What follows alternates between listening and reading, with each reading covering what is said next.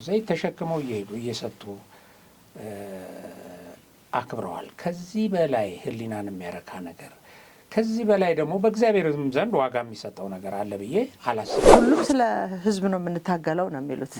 ስለ ህዝብ እንታገላለን ብለው ካሉም በኋላ ህዝቡን ምን ለማድረግ ለማቆርቆዝ፣ ለማቀየር፣ ለማበልጸግ፣ ለማልማት ወይስ ህዝቡን ለማጥፋት የሚል አማራ ክልል 100 ተራሮች የሚል ነበር። አሁን ደግሞ ይሄንን በ10 አባዝቶ 1000 ቀጠናዎች በዛ ዙሪያ ውጊያ እናደርጋለን የሚል ነው የሰማሁት። እስክንድር የኤርትራ መገንጠል ጥያቄያችን አይደለም ወይም የባህር በር ጥያቄያችን አይደለም የምትል ሀሳብ ተነስታለች። ረጅም ጊዜ ቆይቶ ስልጠና ወስዶ መሳሪያ ተሰጥቶት ገንዘብ ተሰጥቶት የኤርትራ መገንጠል እንዲደግ ያንን መጠቀም ሜዳውን መጠቀም ስለሚፈልጉ ትጥቁን መጠቀም ስለሚፈልጉ እገዛውን ከዛ ማግኘት ስለሚፈልጉ ብቻ እንደ አጀንዳ በፊት የሚሆነው ይሄ ነው። ተወሰነ ጭንቀት በኋላ እንኳን ደስ ያላችሁ መቃወም አውሮፕላኑ ሞተሩ ሰርቷል፣ አዲስ አበባ እናርፋለን አለ። አዲስ አበባ አረፈ። ግብጾች ልክ ይሄ ጀነራሉ እንዳለው በከፍተኛ ደረጃ ኢትዮጵያን መበታተንን ብቸኛ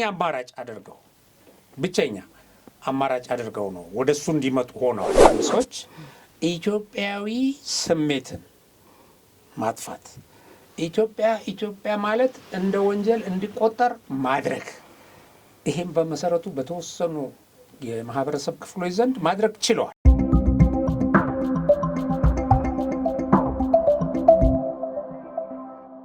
ሰላም ጤና ይስጥልኝ። እንዴት ሰንብታችኋል? ክብራትና ክብራን የሀቅና ሳቅ ቤተሰቦቻችን እንዲሁም ተመልካቾቻችን ለዕለተ አርብ እንግዲህ ለዛሬ በስቅለት ዕለት ወደ እናንተ የምናቀርበውን ፕሮግራማችንን ይዘን ቀርበናል።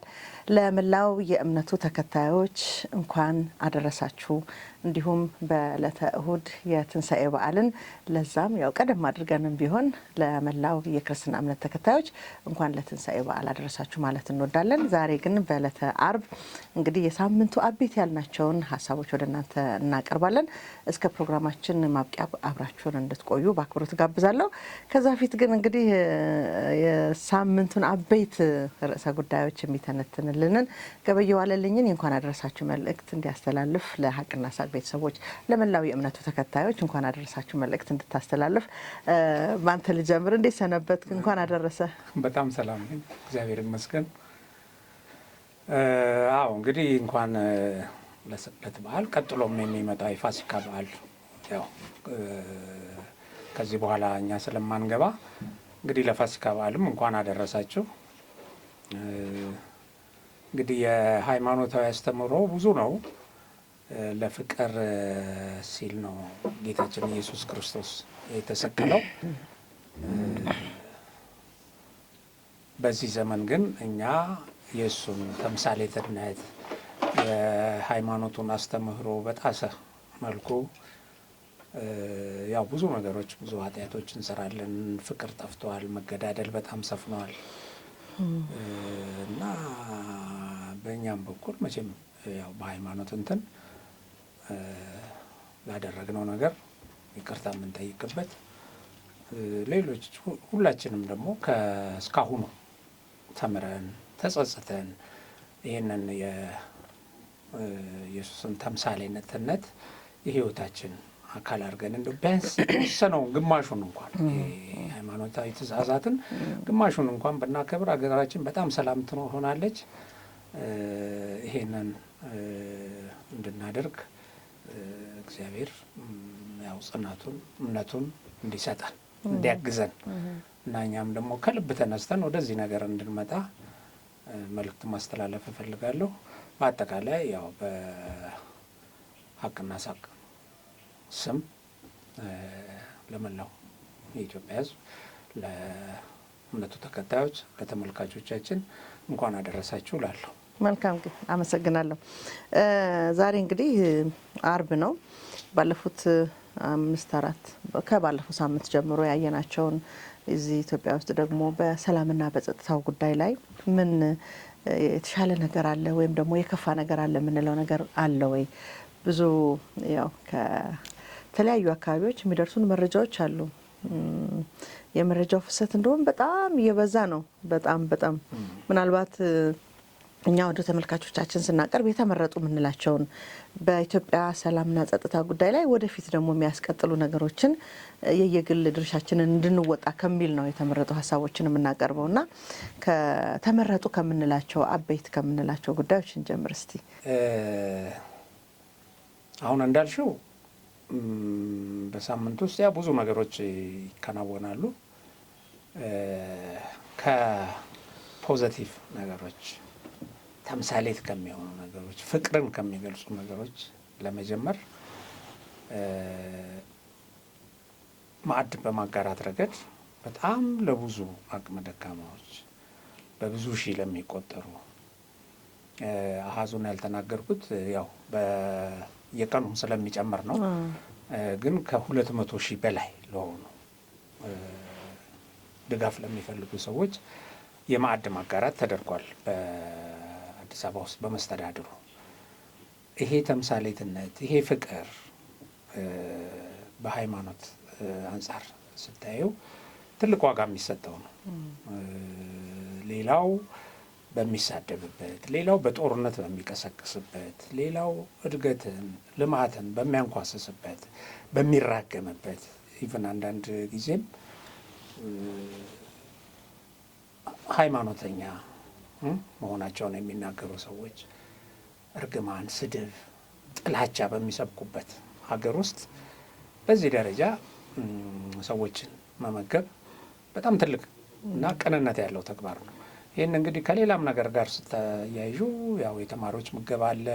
የአቅመ ደካማዎች ቋሚ መመገቢያ ተገንብቶ ማዕከል እንዲመገቡ ይደረጋል። ብዙ ወላጆች ስለ ልጆቻቸው ምን አብልቼ ትምህርት ቤት እልካለሁ ከሚል ስጋት ተላቀዋል። አሁንም ደግሞ ዓመት በዓል ላይ እንደዚህ እንደምታዩ በጣም ብዙ ቤተሰብ እነሱ ቦታ ላይ ሆነች ስትአስቢው ይሄ በጣም ትልቅ ዋጋ ያለው ነው። አንዳንድ ጊዜ የጠገቡ ሰዎች ወይም በቃ ኑሮ የተመቻቸላቸው ሰዎች እንደዚህ አይነቱን ነገር ሲያንኳስሱ ለፎቶ ነው ለቪዲዮ ነው ሲሉ ይታያል። ግን እነሱ ፎቶም ተነስተው ቢሆን አያደርጉም። ይሄንን ጎረቤታቸውን ኦኬ ሳይነሱም ቢደግፉ ጥሩ ነው። ግን ለነገሩ ምንድነው መሪዎች ሁል ጊዜ እንደዚህ አይነት ነገር የሚያደርጉት ተምሳሌትነት ነው። ትክክል፣ ተምሳሌትነት ነው እና ያንን ተምሳሌትነት ሰው ተከትሎ እንዲያደርግ ነው እንጂ አሁን የገጽታ ግንባታ ኦር ምናምን አድርገን የምናንኳስሰው አይደለም። በዛ ደረጃም የሚታይ ቢሆን ኖሮ ቢሆን ደግሞ ሰርተሽ አድርገሽ ሰዎችን አርክተሽ ከችግር አላቀሽ ምንም አይደለም ይሄ። ሌላው ግን አርአያነቱን ተከትሎ ይሄን ማድረግ አለበት። ያው ቀሪ የበዓል ጊዜያት አሉ። እንደዚህ ብናካፍል ለየጎረቤቶቻችን ብናግዝ በጣም መልካም ነው እና መልካም የሰሩትን ቢያንስ ግን መልካም የሰሩትን ሰዎች ያብጠለጠልንና አስተዋጽኦአቸውን ለማሳነስ እየሞከርን መሄድ በጣም ነው የሚያሳፍረው። በመሰረቱ ይሄ አሁን ከለውጡ ወዲህ የመጣ ትሬንድ ነው። ታስታውሽ እንደሆነ በኮሮና ጊዜ ነው ይሄ ማዕድ ማጋራት የመጣው። በዛን ጊዜ ደግሞ እንግዲህ ሀገሪቱን ይመራ የነበረው የለውጡ መንግስት ነው። እነዚህ መሪዎች በጣም ዝቅ ብለው ወጥ እያወጡ እንጀራ እያቀረቡ ዘይት ተሸክመው እየሄዱ እየሰጡ አክብረዋል። ከዚህ በላይ ሕሊናን የሚያረካ ነገር ከዚህ በላይ ደግሞ በእግዚአብሔርም ዘንድ ዋጋ የሚሰጠው ነገር አለ ብዬ አላስብም። ከዚህ በላይ ችግረኞችን የሚያስደስት ነገርም የለም። ባለፈውም ታላቁ ቤተ መንግስት በህይወታችን ልንገባበት እንችላለን ብለን ያላሰብነው ገባን ብለው አካለ ስንኩላን፣ ደካሞች፣ ምስኪኖች እዛ ተመግበው ድጋፍ ተደርጎላቸው ቆይቷል። ይሄ በአሁን በፋሲካም ተደርጓል። በቀጣዮቹ ቀናትም እንደሚደረግ ይጠበቃል። ይሄ አንድ ጥሩ ነገር ነው። ፍቅራችንን የሚገልጽ አንድነታችንን የሚገልጽ ሌሎችም ልንከተላቸው የሚገቡ ነገሮች ናቸው። በተቃራኒው ግን የያዝነው እንትን ከፍተኛ በክርስትና ሃይማኖት ዘንድ በኦርቶዶክስ ሕማማት ነው። በጣም ከፍተኛ ጾም የሚጾምበት ሰዎች ከፈጣሪያቸው ጋር ለመገናኘት በጸሎትና በጾም የሚተጉበት ወቅት ነው። ንስሐም የሚገቡበት እግዚአብሔር በመስገድ ንስሐ ገብተው ኃጢአታቸውን ለማጠብ የሚሰሩበትና ሌላ ኃጢአት ላለመስራትም ለፈጣሪያቸው ቃል የሚገቡበት ነው። መቼም አሁን ንስሐ ገብተሽ ተመልሰሽ ወደ ኃጢአት አትመለሽም እና እንዲህ በሚደረግበት ወቅት በሚያሳዝን ሁኔታ በኦሮሚያ በሺ አቅጣጫ ጦርነት ተብሎ ተከፍቷል። ተከፍቶ ታውጆ ያው እንቅስቃሴ እየተደረገ ነው። እንግዲህ ወንድምን ለመግደል ማለት ነው፣ ህዝብን ለማወክ፣ ህዝብ በዓልን በሰላም እንዳያከብር ለማድረግ፣ ከቦታ ወደ ቦታ እንዳይንቀሳቀስ፣ ዘመዱን እንዳይጠይቅ፣ ያ ፋሲካ ታውቂያለሽ ብዙ ነገር የሚደረግበት ነው። በጣም ይሄን የማድረግ እንትን ታውጇል። ኮፒ ነው ያው ጠላቶቻችን 1ም 3ም 4ም ናቸው። አማራ ክልል 100 ተራሮች የሚል ነበር። አሁን ደግሞ ይሄንን በ10 አባዝቶ 1000 ቀጠናዎች በዛ ዙሪያ ውጊያ እናደርጋለን የሚል ወደ ከተማ የምግብ ሸቀጦች እንዳይገቡ ይሄ መከረኛ ህዝብ በቃ ለማወክ የሚደረግ ነገር ተደርጓል። ይሄ ያሳዝናል። አሁን እዚህ ውስጥ እርግጠኛ ነኝ የሃይማኖቱ አባላት ይኖራሉ። ባይሆኑም ለሌላው ሃይማኖት ክብር መስጠት ያስፈልጋል። አጠቃላይ ደግሞ ለሰላም ክብር መስጠት ያስፈልጋል። ግን አንፎርቹኔትሊ አልሆነም። ወደ ጽንፈኛው አካባቢም ደግሞ ስትሄጂ እርስ በርስ መገዳደሉ በጣም በከፍተኛ ደረጃ ጨምሯል። እርስ በርስ መገዳደሉ ከመከላከያ ጋር መዋጋት ብቻ አይደለም፣ እርስ በርስ መገዳደሉ እንደገና በህዝቡ ላይ መንገድ ዘግቶ ውጊያው እንዲቀጥል ማድረጉ፣ በሌላ በኩል አሁን የጾም ነው ቅድም እንዳልነው የህማማት ጊዜ አይደለም። አሁን ዛሬ እኔ ስቱዲዮ ስገባ ከዚህ ከ2 ቀን በፊት እንዲሁ ይሄ ዋሊያ እንግዲህ በጣም ብርቅዬ የሆነና ኢትዮጵያ ውስጥ ብቻ ዝርያው ያለው ለቱሪዝም ከፍተኛ አስተዋጽኦ የሚያደርግ ከዛ በላይ ግን የአገሪቱ ሀብት የሆነ በማረድ ሲበሉ ታይቷል። የፋኖ ወይም የዚህ ጅቡሳው አባላት አሁን ስቱዲዮ ስገባ ደግሞ የሆኑ 3 ሰዎች እንደዚህ አርደው በአህያ ጭነው ይዘው ሲሄዱ ተይዘዋል። በእንትኑም በሚጠብቁ ሰዎች ኢማጂን አሁን የሚታረድበት ጊዜስ ነው ወይ? እንደገና ደግሞ ይሄን ቅርስ ማረድ ምን ማለት ነው? ይሄ ሀገር ማውደም ነው በአጠቃላይ። ይሄን አይተናል። ከዛ ውጪ ባለፈው አንድ እንደዚሁ በጀዊሳው መካከል እርስ በርስ በተደረገ እንትን እነሱ ሜጀር ጀነራል ብለው የሚጠሩት መቼም ማዕረግ ለመስጠት ችግር የለባቸውም። አንድ ሰው እዛው በእርስ በርስ እንትን ተገድሏል። አሁን ይሄ ተገድሎ በዚህ ጉዳይ ጉድጉድ እየተባለ የበቀል እርምጃ እንወስዳለን እየተባለ እየተፎከረ ምናምን ባለበት ሁኔታ ዛሬም በተመሳሳይ አንድ ሌላ የጎንደር ጠቅላይ ግዛት የጃዊሳው አመራር ተገድሏል። እስቲ እዚህ ላይ በምስል እንመለከታለን። እዚህ በፎቶ የምናየው እንትን የጎንደር ጠቅላይ ግዛት የጎንደር ውስጥ የደቡብ ጎንደር ጠቅላይ ግዛት የጃዊሳ አመራር ነው እና እዛ ውስጥ የነጋ ተገኝ ክፍለ ጦር ብሎ የሚጠራው ውስጥ ነው አመራር የሚሰጠው። የሜካኒካል ኢንጂነሪንግ ምሩቅ ነው። ያው እንደምታዩት እንግዲህ ወጣት ነው ይሄ ሰውዬ እና ያሳዝናል። በዚህ የወጣትነት እድሜው ያው ኃይለማርያም ድረስ ይባላል። ያው የዚህ እነዘመነ ቡድን አሁን ከሱ በተቃራኒ ናቸው ብሎ የሚያስባቸውን ወይም ኢትዮጵያ የሚል ይሄ መዳረሻችን ኢትዮጵያ መነሻችን አማራ የሚል አለ። የዚህ የፋኖ ህዝባዊ ግንባር የእሱ እንትን ናቸው ብሎ እያሳደደ የሚገላቸው አሉ፣ የሚያስገድላቸው ጎንደር ውስጥ አስርጎ ባስገባቸው ገዳዮች እንግዲህ ዛሬ እንደገደለው የሆነ ነገር መረጃ አግኝቼ መረጃውን ደግሞ እስቲ ክሮስ ቼክ ላደርግ ብዬ ያው ወደ ቴዲ ባልደረባችን እሱ ጋር ደውዬ ያው እሱ ከስፍራው አልሰማም ነበር አረጋግጦ ትክክለኛ መሆኑን ነግሮኛል። እንግዲህ መገዳደሉ ቀጥሏል። ጊዜም አይመርጥም። እነዚህ የሚገሉ ሰዎች ትልልቅ መስቀል አድርገው የሚንቀሳቀሱ ሰዎች ናቸው። ውስጣቸው አራሽ፣ ተኳሽ፣ ቀዳሽ የሚባሉ የሃይማኖት አባቶችም አሉ። ግን ይሄ ፍቅር፣ አንድነት፣ ይሄ ፈጣሪ ወይም የአስርቱ ቃላት እንደዚህ ትእዛዛት የሚል ነገር የለም። በዚህ ደረጃ እርስ በርስ እየተገዳደሉ ነው ያሉት። ይሄ ዛሬ አዲስ መረጃ ነው ማለት ትናንት ነው ግድያው የተፈጸመው። ለዛሬ አዲስ ፍሬሽ እንትን ነው። ይሄንን ይመስላል ያለው ሁኔታ። ወደ እንትን ስናመጣ እንግዲህ ይሄ ዘመቻ አንድነት ተብሎ የተጀመረው አለ አይደለም። ዘመቻ አንድነት የሚባለው አንድነት ለመፍጠር ሳይሆን አንዱን ቡድን አጥፍቶ አንደኛው ብቻ እንዲቆም ታልሞ እየተካሄደ ያለ ነው። ኦኬ። ይሄ አሁን በእስክንድር ነጋ የሚመራውን ድርጅት የዛን ተዋጊዎች እነሱን የማጥፋት ወደዛ ነው የተገባውና አንድነት የሚል ህብረት፣ ስምምነት፣ ፍቅር ለመፍጠር ሳይሆን አንዱን አጥፍቶ አንደኛው ጎልቶ እንዲወጣ የዘመነ ቡድን ወደ ንግስናው ወደ ምኑ በቃ ብቸኛ ሆኖ እንዲቆም የሚደረግ ነው። አሁን በዚህ የተነሳ በርካታ መገዳደል ባይዘው በአመራር ደረጃ ያሉት ናቸው እንጂ የተነሱት ይሄ በተናጠል ተዋጊው ምኑ የሚገደለው ብዙ ነው። ይሄ ምን አምጥቷል?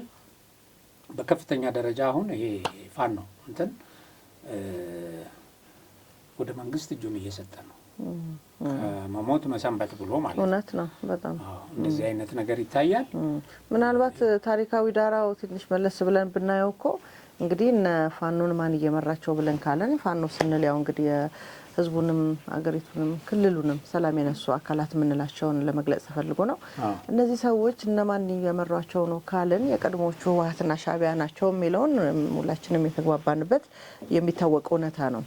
ስለዚህ እነዚህ ሰዎች እንግዲህ መሪዎቹ ያልናቸውን ታሪካቸው ምንድን ነው ስንል እንደሚታወቀው ሻዕቢያን ለማንገስም የጸረ ሻዕቢያ የነበረው ቀድሞ የተደራጀውን ስማቸው ብዙ ጊዜ ይጠፋብኛል ከሻዕቢያ በፊት የነበሩት ጀብሃዎችን ምን ያህል እነዚህን ህወሓቶች እንዴት ሱዳን ድረስ አሳደው እንዳጠፏቸው ነግረውናል፣ በህወሓት የታሪክ ጸሐፊዎች ማለት ነው። ስለዚህ አንድ በጽንፈኝነት ወይ በበረሃ ትግል ውስጥ ያለ ሀያል ጎልቶ መውጣት የሚፈለግበት ሰዓት ላይ ሌላውን በልቶ እንደሆነ ታሪኩ ይነግረናል። በተመሳሳይ ወደ ህወሓት ታሪክ ስንመጣ ቀድሞ የነበሩት እነዚህ ገሓሓት የሚባሉ ኢቭን የሀፓዎችን እዛ አካባቢ መሽገው እንግዲህ በዓላማ አንጻር ካየ ነው ወይም ለሚታገሉለት ህዝብ ምን ለመጥቀም ነው ብለን ሀሳቡን ከመዘዝ ነው ሁሉም ስለ ህዝብ ነው የምንታገለው ነው የሚሉት። ስለ ህዝብ እንታገላለን ብለው ካሉም በኋላ ህዝቡን ምን ለማድረግ ለማቆርቆዝ፣ ለመቀየር፣ ለማበልጸግ፣ ለማልማት ወይስ ህዝቡን ለማጥፋት የሚል ጥያቄ የማይመልስ አይነት አስተሳሰብ ይዘው አንዱ አንዱን በልቶት አንደኛው ደግሞ ጎልቶ ሲወጣ ያየነው ታሪክ አለ። ይሄ ምናልባት አሁን ፋኖች አሁን በተለያየ መንገድ እንዲርስ በርስ እየተገዳደሉ ነው ስንል ታሪክ ካለማወቅ ይመነጫል ይመስለኛል። ዝም ብሎ አሁን በጎንደርም ፋኖ አለ፣ በሸዋም ፋኖ አለ፣ በዚህ በወሎም ፋኖ አለ እየተባለ መንግስትን ማሸበር ጎንደር ውስጥ ያለ ፋኖ ለሁለት፣ ሸዋ ውስጥ ያለ ፋኖ ለሁለት፣ ወሎ ውስጥ ያለም እንደዚህ ነው። ያ እኮ ነው። አሁን ምናልባት መጀመሪያ ወደ ኋላ ታሪክ መመለስ ያስፈልገናል ያልኩት ለዛ ነው። ሻዕቢያ እነዚህን አካላት ይመራል ስንል መጀመሪያ ቁጥሩን ታጋዩን ወይም የትግሉን እንቅስቃሴ እያካሄዱ ያሉት ብዙ ናቸው ለማለት በየአካባቢ ያሉ ወጣቶች ስያሜ ተሰጥቷቸው የጎንደር፣ የወሎ፣ የሸዋ እየተባለ መጡ።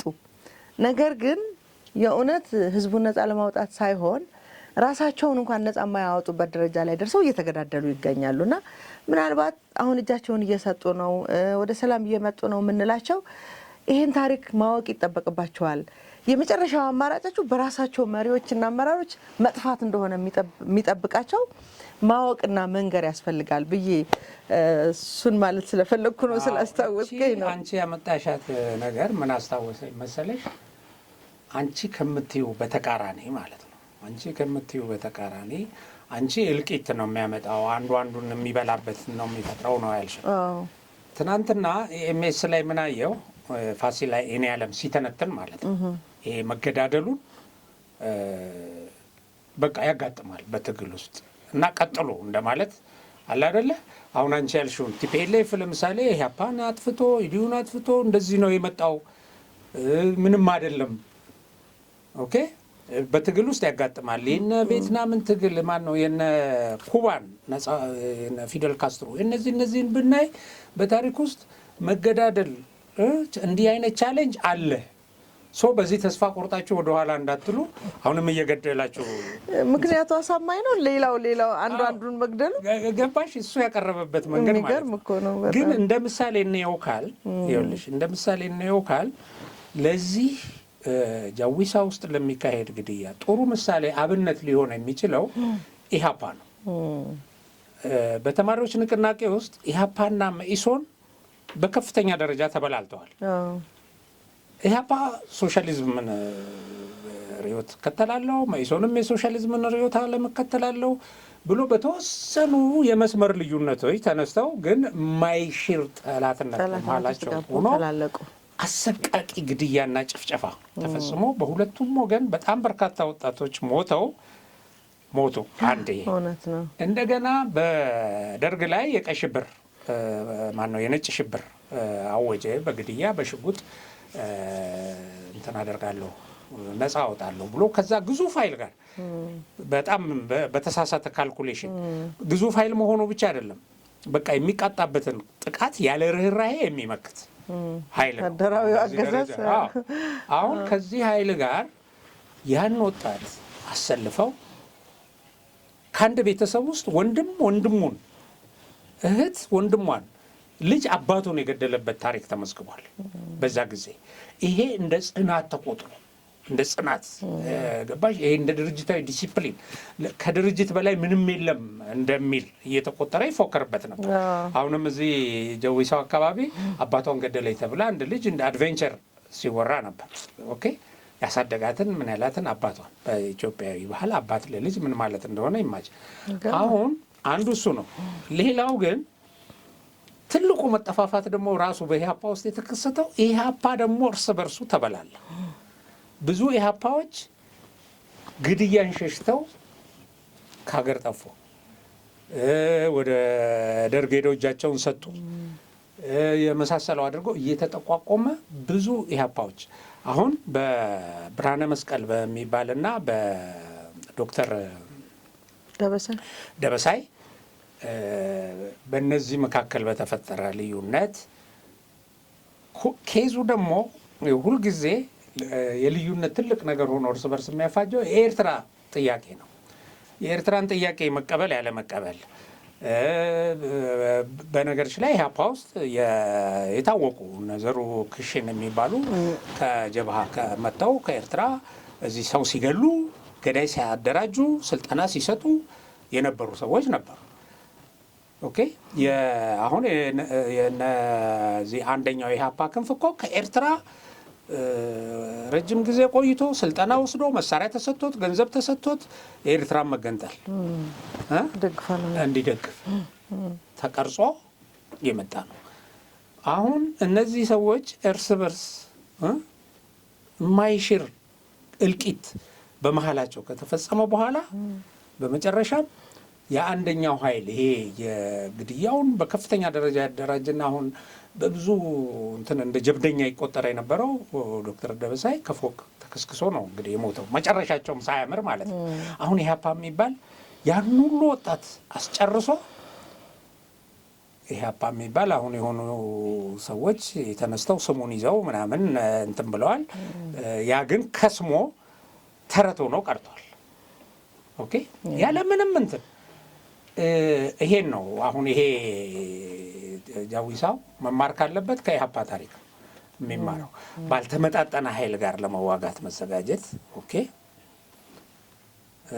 በረሃ እኮ እዛ አሲምባ ወጥተው የነበሩት እኮ እዛው በረሃ ባልቆ የተወሰነ ጊዜ በኋላ ሲያፈገፍጉ ከዚህ በርስ በርስ ግጭቱ ጊዜ ያፈገፈጉት ኃይሎች ደግሞ ሄደው እንትን ውስጥ ቲፒኤልኤፍ ተቀላቀሉ ጋር ገብተው የተወሰነው ወደ ሱዳን ሄደ። የተወሰነው እንግዲህ እነ ታምራት ላይ እነ በረከት እነምን ለኢትዮጵያ ጥፋት ዋነኛ አቀንቃኝ ሆነው መጡ።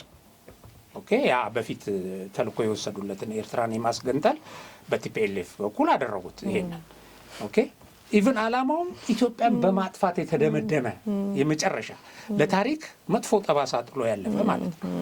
ይሄንን ነው ያደረገው ስላነሳሹ ማለት ነው። እና እቺን ፓርት ሳይሆን አሁን እነሱም ልክ አንቺ ቅድም እንዳነሳሽው አንቺ ያነሳሽበት መንገድ ሌላ ነው። ያው መጠፋፋቱ እልቂቱ ብዙ ኪሳራ ያስከትላል። እነሱ ግን ያደራጁ ባለቤትነት ጉዳይ አለበት። እነዚህ ዩቲዩበሮች ግን ኦኬ እቺ ጦርነት እንዳትቀር ሱቃቸው እንዳይዘጋ ለነሱ ሱቅ ነው ያለ የነበረ የሚቀጥል ነው ያለ የነበረ ነው። ሶሃት ምንድነው እንትና ቢሞት እንትና ይተካል እና ቀጥል ወደፊት። ሌላም ሀገር እንደዚህ ሆኗል። ቲፒኤልኤፍም እንዲሞቶ ገሎ ምን ብሎ ነው እዚህ የመጣው ምናምን ይላሉ። ቲፒኤልኤፍ እኮ ከዛ በኋላ 1 ሚሊዮን ህዝብ ደግሞ አስጨረሰ እኮ ምንም ሳያደርግ በቃ ኢትዮጵያን አፈራርሶ እና እንደ ትልቅ ድርጅት 17 ዓመት ነው የታገለው ምናምን ይሉሻል።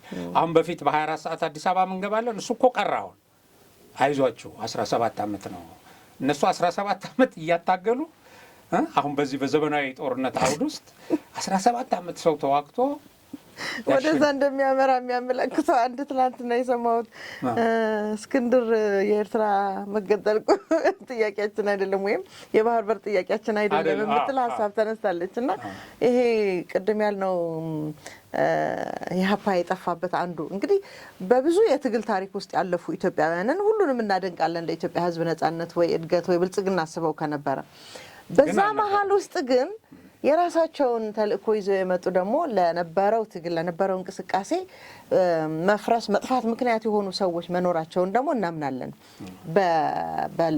በንጽህና በቅንነት ሊታገሉ የሚፈልጉ እውነተኛ ኢትዮጵያውያን እንደነበሩ ሁሉ አጥፊዎችን ስለነበሩ ለዛ ለጥፋት ምክንያት ሆኑ ብለን ነው የምናምነው። ሁሉም አንድ አይነት ስላልነበረን ያው ዶክተር አረጋዊን ከህወሓት የምለይበት ምክንያት እሳቸው በቅንነት የሄዱበት ትግል ነው።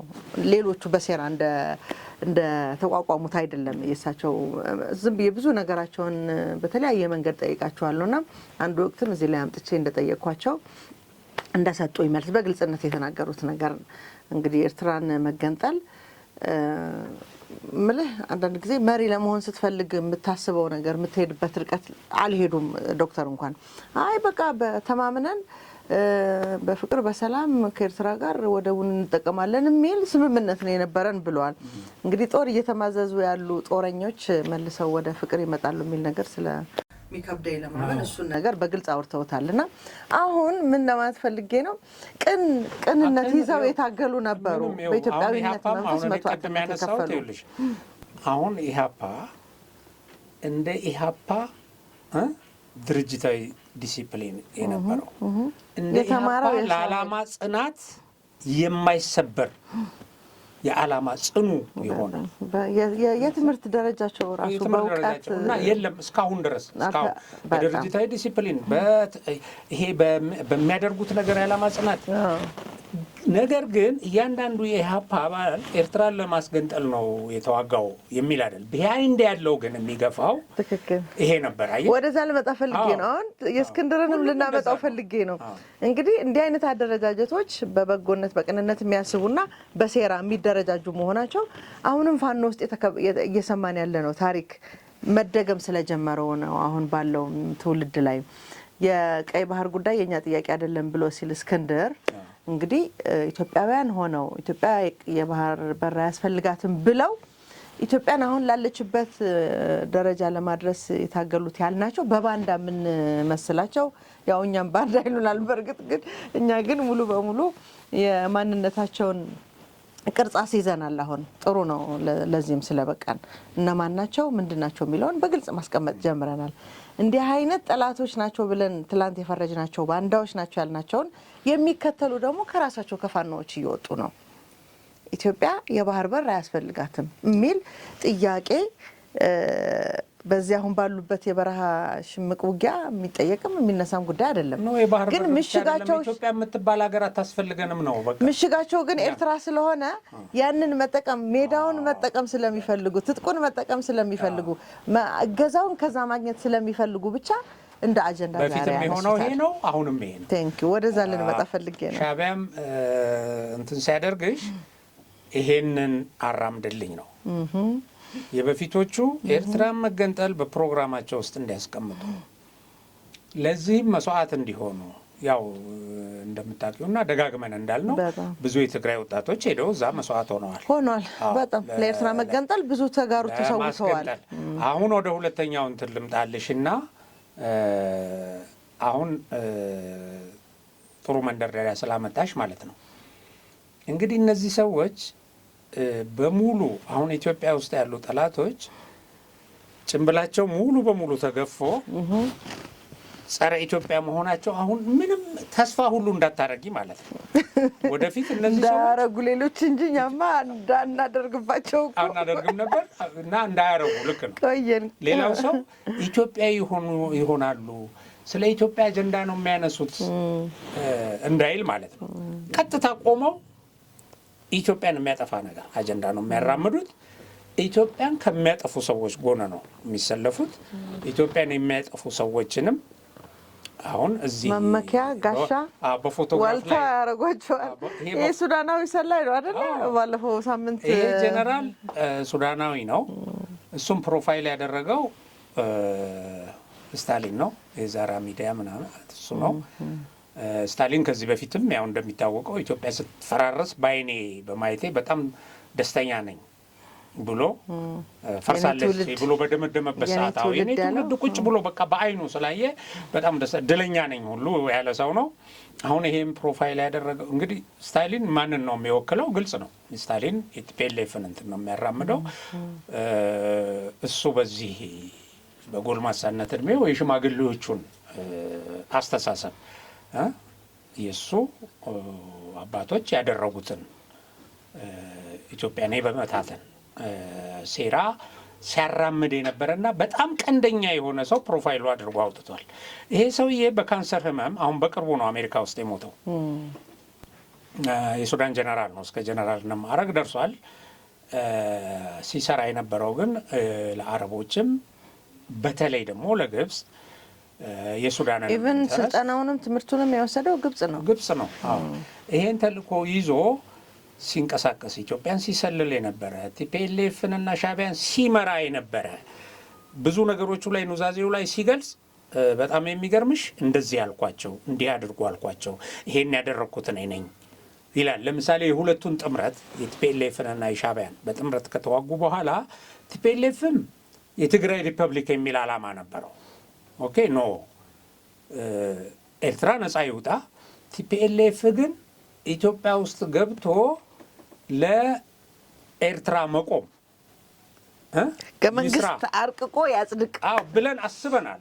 የኤርትራን መገንጠልም እንዲያጸድቅ ኤርትራንም በኢኮኖሚ እንዲደግፍ ኢትዮጵያ ውስጥ ያለውን መንግስት አውርዶ ቲፒኤልኤፍ መንግስት ይሁን የሚል ፕላን አድርገን ቲፒኤልኤፎችን ወደ እንትን እንዲገቡ ኢህአዴግ የሚል ስም ይዘው ወደ መሀል ሀገር እንዲገቡና የኢትዮጵያን መንግስት እንዲይዙ መገንጠሉ ያለ እንከን እንዲከናወን እንዲያደርግ ማለት ነው። ይሄን የሰራ ሰው ነው። ለንደን ላይ ድርድር ሲያደርጉ ቲፒኤልኤፍ እና የደርግ መንግስት ሰዎች ጽፈዋል። እነሱ ባይዘው እሱን ውለታ የጻፉበታል አንድ ጽሁፍ፣ እሱን አልያዝኩትም። እሱ ላይ ምን ይላሉ?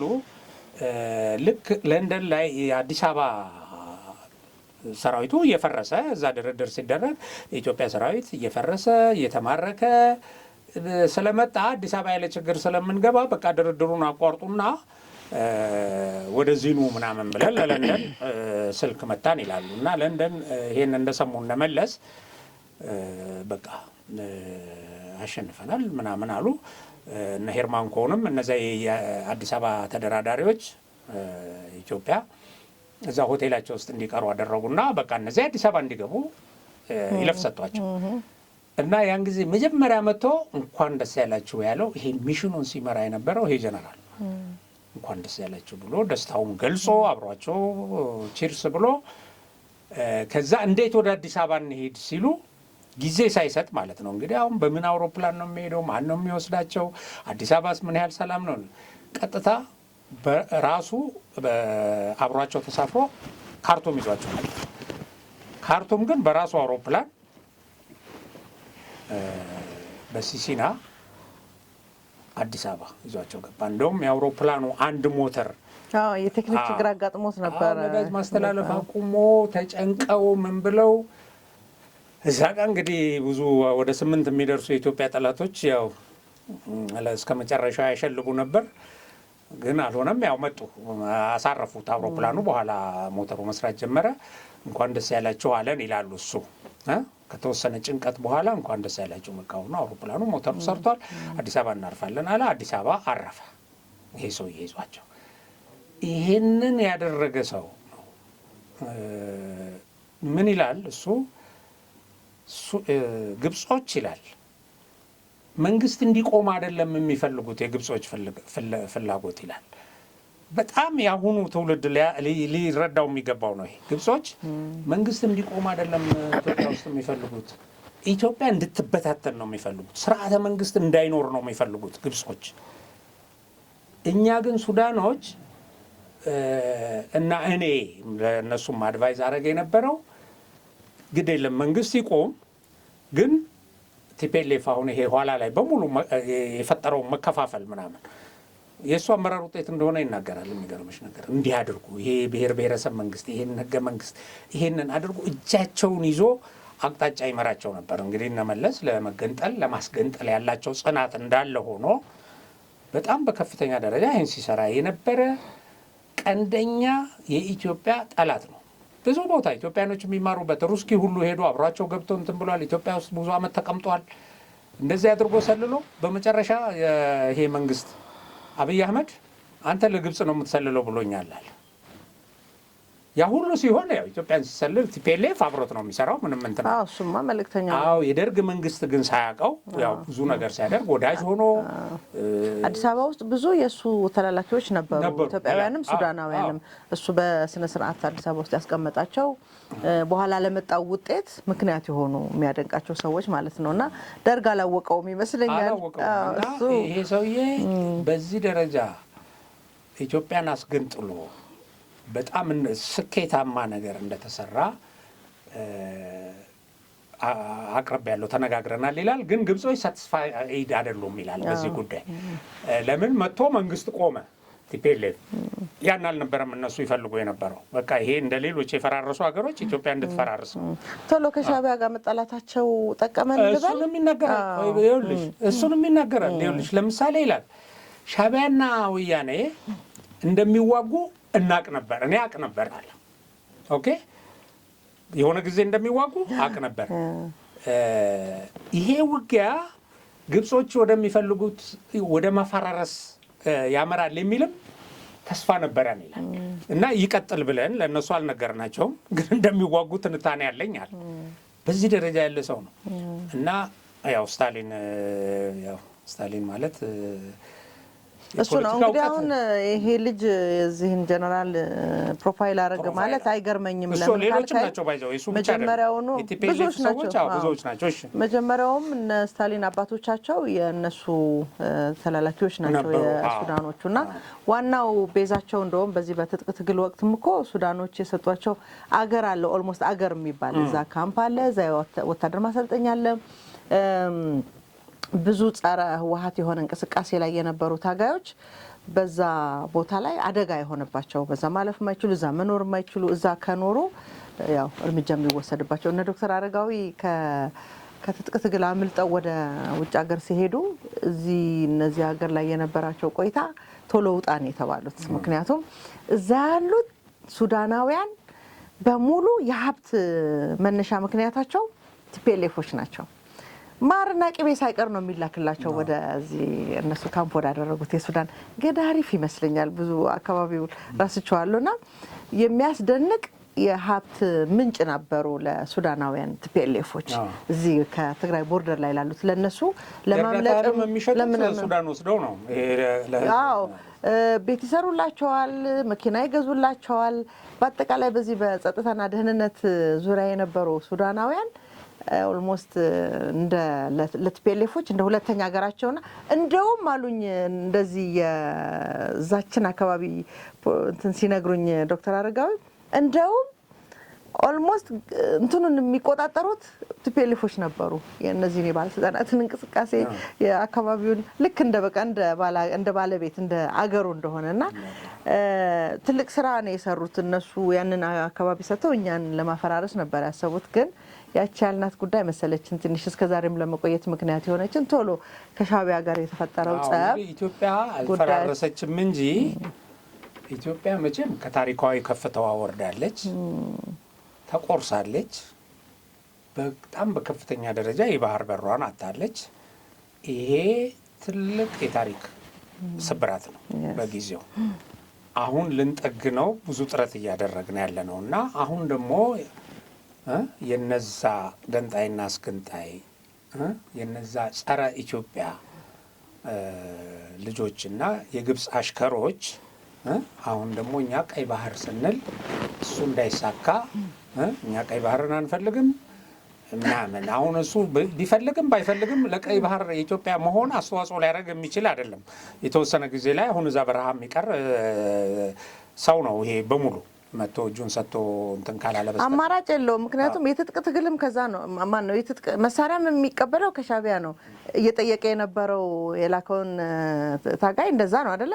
መሳሪያ እንፈልጋለን፣ ኦፊስ መክፈት እንፈልጋለን፣ ስልጠና እንድትሰጡን እንፈልጋለን ያልከውን አካል መልሰህ አንተ ሀገር አይደለህም ቀይ ባህሩ የኛ ነው ልትለው አትችልምና የጠየቀው ነገር ነው ኤርትራን ወይም ኢትዮጵያን። እሱ ግን ቀይ ባህርን ለመውሰድም ላለመውሰድም ለመጠየቅም ላለመጠየቅም የትኛው ቦታ ላይ ነው? አሁን ሻዕቢያ በዛ ደረጃ ደደብ ካልሆነ በስተቀር የኢትዮጵያ መንግስት ቢፈልግ ቀይ ባህርን ይወስዳል፣ አሰብን ይቆጣጠራል። የኢትዮጵያ መንግስት ቢፈልግ ብዙውን ጊዜ በሰላማዊ መንገድ ላድርገው በሚልና በራሱም ተጠቀሙበታላችሁ መንገድ በበሰለ ስልት ኢትዮጵያን ወደ ባህር በር ለመመለስ እየሰራ ነው መንግስት።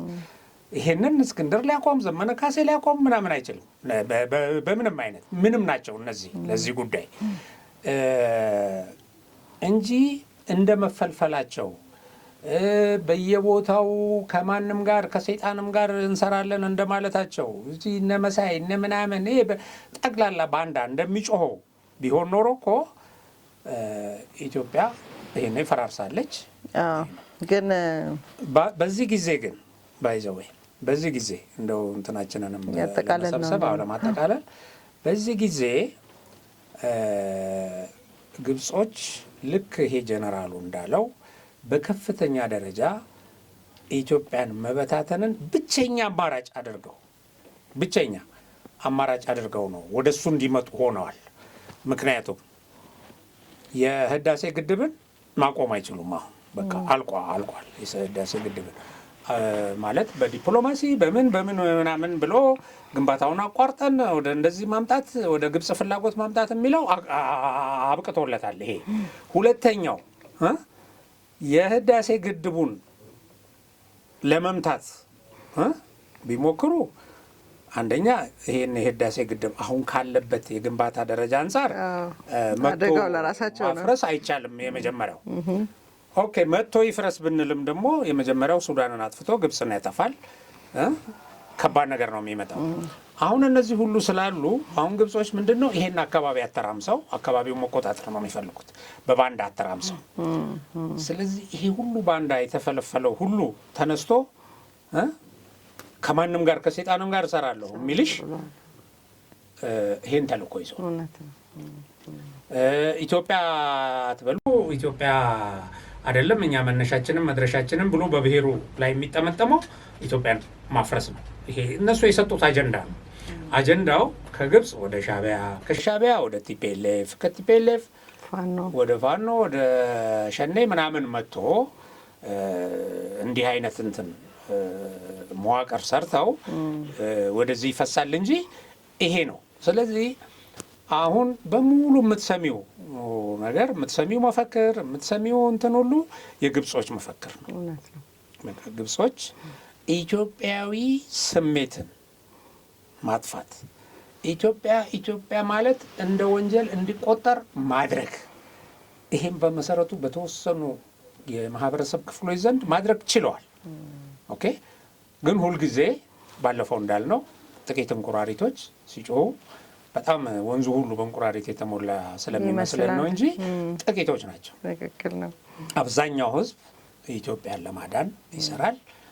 የነዚህ ሰዎች ጭንብል ደግሞ በሙሉ ተገፎ በቃ የግብፅ አሽከር ናቸው፣ ቅጥረኞች ናቸው።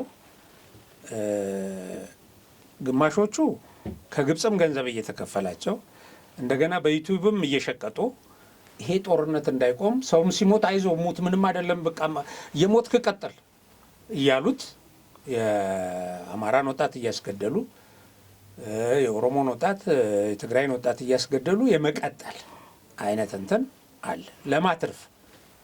አሁን ከዚህ ማን ነው የሚያተርፈው? ምንም ጥያቄ ማንም በዚህ ጉዳይ ላይ ስልጣን አይዝም በኃይል። ይሄ ቅዠት ነው።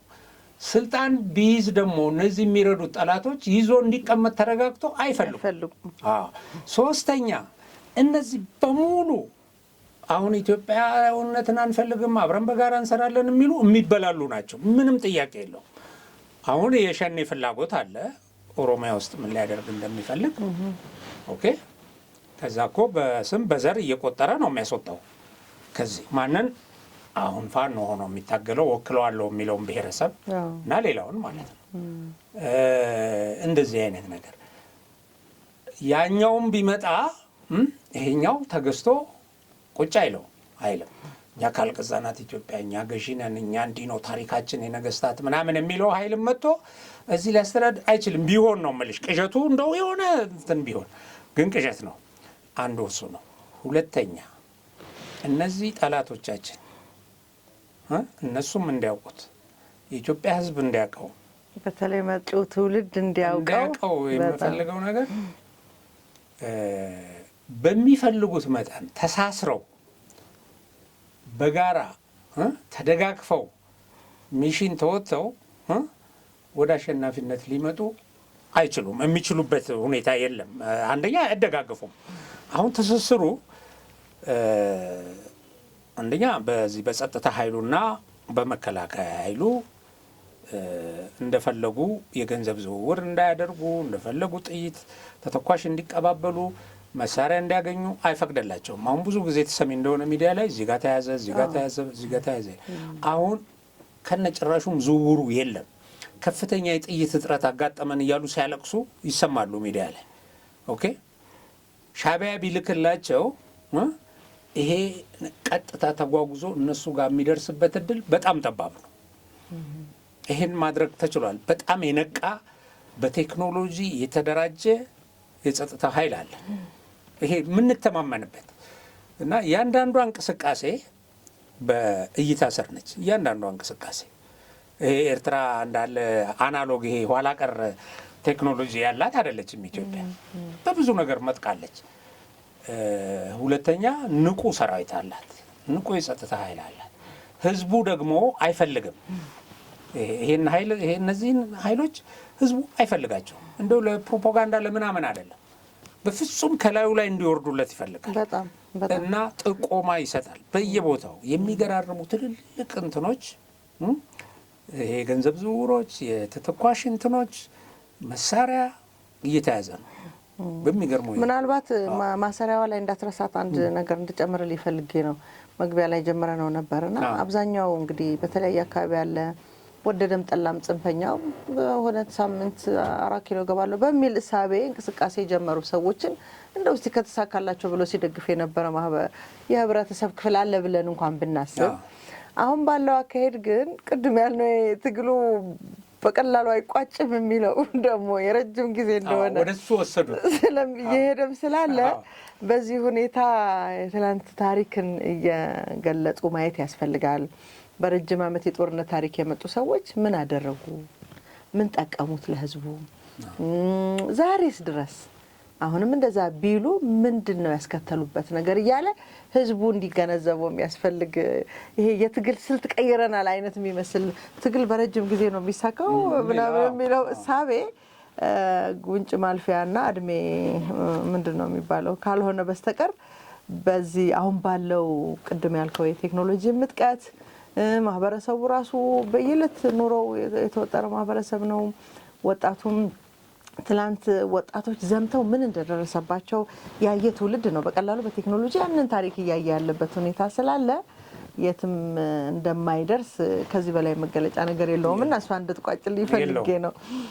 አሁን እነዚህ ቅጥረኛ እና ለሆዳቸው ያደሩ ሚዲያዎችም ቢሆኑ ተከፋፍለዋል።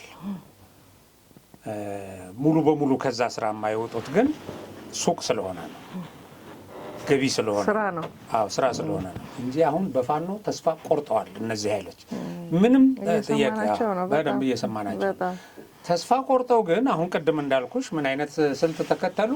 ረጅም ጊዜም ቢሆን ትግል እኮ ረጅም ነው ምናምን፣ ትግል እኮ እየሞቱ እየተነሱ ነው፣ እየተጋደሉ ነው እና ግፋ ወደፊት እያሉ ነው። ለምን? ለሽቀላቸው ማለት ነው። ሁለተኛ የቀጠራቸው ጠላት አሁን በተለይ እነዚህ እነ ፋሲል የሻዕቢያ ቅጥረኞች ናቸው። እነ መሳይ እነ ደረጀ እነዚህ ቀጥታ ከሻዕቢያ እንትና በአንዳርጋቸው በኩል ትእዛዝ የሚደርሳቸው ፍርፋሪ የሚጣልላቸው ሰዎች ናቸው። ያው ከግብጽ የሚመጣው ፍርፋሪ እና እነዚህ በቃ ይዞ ብትሞትም እንትን ነው ታጋይ ይሞታል፣ ትግል አይሞትም። የትም ያልደረሰ እዛ መንደር ውስጥ ያለ ትግል እንትን ወንድምህን ብትገለውም እየተጋደለ ነው ሌላውም ቢሆን ያሸነፈው እያሉት ነው። ይሄ ምንን እንደሚያሳይ ታውቂያለሽ? በዛ ባሉት መንገድ ያለው ተስፋ ቆርጠዋል። በአጭር ጊዜ 4 ኪሎ ገብተን ምናምንን እንይዛለን፣ ይሄ መንግስት ገፋ ካረጉት ይወርቃል። እሱ ቀረ። አሁን አይ ቀረና ግድ የለም 17 ዓመት ነው የታገለው። ቲፒኤልኤፍም ደግሞ ኢህአፓንም ኢዲዩንም ገሎ ስለሆነ አንተም ግደል የራስህን ወገን እንዲህ የሚል የፕሮፓጋንዳ አቅጣጫ እየተከተሉ ነው። ደምረሽ ቀንሰሽ እና ሌላው ህዝቡ ተስፋ መቁረጥ ብቻ ሳይሆን አድኑኝ እያለ ነው ህዝቡ። እነሱንም እባካችሁ ከጫንቃዬ ላይ ውረዱ እያለ ነው። ባይል እኮ ነው የሚገርመው። የሚሰሩትን ስራ እኮ ምንድን ነው እንግዲህ ስናየው መምህራን እየገደሉ አሁን ደግሞ የጤና ባለሙያዎች ምናምን አፍነው ወስደዋል ሰሞኑን እና እነሱም ቢሆኑ ጃዊሳዎችም ቢሆኑ ወዴት ሄደዋል? ገንዘብ ወደ መያዝ ነው የገቡት። ትተውታል። ይሄ ንግስና ምናምን ስራ ነው፣ ስራ አድርገውት አሁን እያንዳንዱ ገንዘብ ይዞ ብዙዎች እኮ ደቡብ ውስጥ ብዙዎች አዲስ አበባ ውስጥ እኮ መጥተው ተይዘዋል። መጥተው ትተው ልብሳቸውን ቀይረው ምን ብለው ብር አላቸው፣ ግን እዚህ መጥተው እኮ የተያዙ አሉ። አሁን ሰሞኑን የተያዙ አሉ። አሁን ወዴት ያስገቡት? በቃ የተወሰነች ብር እስካገኝ ልስራና እስከዛ ልግደልና እስከዛ ላግትና እስከዛ ልዝረፍና ከዛ በኋላ ቀጥላለሁ። በሸኔም በጃዊሳውም ያለ የስነ ልቦና እንትን ይሄ ነው። ይሄ በጥናት የሆነ መድረክ ላይ ቀርቧል። ይሄ በከንትኑ ወጥቷል። ኦኬ ሽፋን ብቻ ነው የሚያደርገው እንጂ አሁን ለምሳሌ 4 ኪሎ ምናምን የሚል አያነሳም። ኦኬ እንግዲህ 4 ኪሎ ግራም ወርቅ ወይ 400 ምናምን ሚሊዮን ብር ምናምን ካልሆነ ቁጥሩ በዛ ካልተገለጸ በስተቀር ያኛው ፓርት በቃ እሱ አፍርተውለታል። ስለዚህ ይሄ ነው ከዲያስፖራ የሚመጣ ብር እሱም በሚያስቡት ደረጃ አይደርሳቸውም፣ እሱም አያዋጣም። ኤኒዌይ እሱ አሁን እናቱን ከመርዳት ይሄ ደሃ አባቱን ከመርዳት ይልቅ እዚህ ምንም አላማ ለሌለው ሽፍታ ይመግባል። የእልህ እንትን ነው በቃ አሉ እንዲባሉላቸው ብቻ እልህ። እዚህ ጋር ሰው ተገደለ ስትይ ራሱ ፋኖ ሲያለቃቅስ ቀርበው እኮ ሚዲያ ላይ አልቅሰዋል እኮ አንድ እንትናችን ተገደለ ብሎ እነሱ እዛ ሲያለቃቅሱ እንትን ጋር መከላከያን ደምስሶ ምናምን ብሎ ይሰራሉ። እነዛ አለ በቃ አይዟችሁ መሞቱ ጉዳያቸው አይደለም ለነሱ። ኦኬ ደግሞ ይሉና ስለ ሞቱም ቢያነሱ ግድ የለም ምናምን ብዙዎች ቢሞቱ በሺ የሚቆጠር ምናምን እያሉ ይሰራሉ። ወደዚህ ገብቷል እንትኑ። ተስፋ መቁረጥ አለው ከሚዲያው እስከ ተዋጊው ጀምሮ ህዝቡ እያስጨነቁት ኑሮውን እያመሰቃቀሉ ነው ያሉት እንጂ ምንም እንደማያመጡ አውቋል። ምንም ለማያመጡት ነገር ግን እያሰቃዩ ነው የሚል መደምደሚያ ላይ ደርሷል። እንግዲህ መከላከያን መግጠም ትተው እርስ በርስ ተጋጥመዋል። በምንድነው አሁን የሚጣሉት? ወደ ድርድር እንኳን ብንመጣ እኛ ነን እንጂ ከላይ አይደለም። እቺንማ መጨረሻ ላይ ታርጌት አድርገዋታል። አሁን ብዙዎች እኮ ለድርድር ቃል ገብተዋል። እዚህ ለምክክር ኮሚቴውም አላማቸውን ያስገቡ አሉ። እቺ ግን ይፋ ስትወጣ ማንም ያደረገ የለም ምናምን ይላል። አንዱ ደግሞ ከሌ ነው ያደረገው እሱ ማጥፋት አለብኝ ይላል። የግጭት መንስኤ ሆኗል። እድሜ ልደራደር ስል ተያዝኩ አይነት ይቅርብኝ ማንም አላለም። በዚህ ደረጃ ብትከበብም በዚህ ደረጃ የጠላት ፍላጎት አሁን ኢትዮጵያን አፍርሼ ይሄንን የቀይ ባህር ህልሟን ማምከን አለብኝ፣ ይሄንን ህዳሴ ግድቧን እንደዚህ መቆጣጠር አለብኝ የሚል ቅዠት መቼም የሚሳካ አይደለም። በጣም ጠንካራ የመከላከያ ሰራዊት በጣም በነገራችን ላይ እኔ አሁን ቅዠቱ የሚያሳዝነኝ ነገር እኔ ብዙ ጊዜ እንዲህ ፕሮግራም በሰራን ቁጥር ይሄን ያህል ህዝብ ይሄን ያህል ታሪክ ያላት አገር ኢትዮጵያ ስለ ታላላቆቹ እና ስለ ትልልቆቹ ስራና ሰዎች ከማውራት ይልቅ ስለ ጥቂት የሆኑ ተላላኪዎች አንስተን እያወራን የምናጠፋው ጊዜ ሳስብ በጣም አዝናለሁ። እውነት ለመናገር በጣም ያሳዝናል።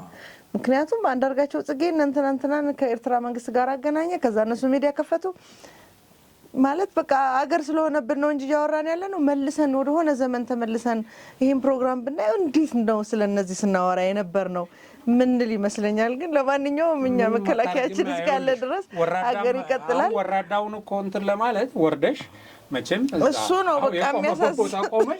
ይሄ ነው ብለሽ ማዋረድ አለበት። እሱ ነው የሚያሳዝነው። በጣም እውነት ነው። በእነሱ ቦታ ላይ መገኘታችን አንድነቱን አጠናክሮ እንዲቀጥል የፋሲካ በዓልን የፍቅር፣ የመቻቻል፣ የአንድነት አድርጎ እንዲያከብረው ከልብ ማለት ነው። ከልብ ሌላውም ጫካ ያለው እኮ እናቱ ጋር መጥቶ ቢያከብር ደስ ብሎት ያሳልፋል አይደል? የቤተሰባዊ ፍቅር አግኝቶ ፍቅር፣ አንድነት፣ ሰላም ለኢትዮጵያ ያስፈልጋታል። ኢትዮጵያ አስተማማኝ ኃይል እጅ ላይ ነው ያለችው። በቀላሉ እንደተባለው የሚበጣጥሷት ወይ እንደዚህ የሚሏት አይደሉም። መነገጃ ብቻ ነው የሚያደርጓትን። በጣጥሳታለን ብለው መነገጃ ትፈርሳለች ብለው ይነግዳሉ እንጂ እሱ መቼም ቢሆን አይሆንም።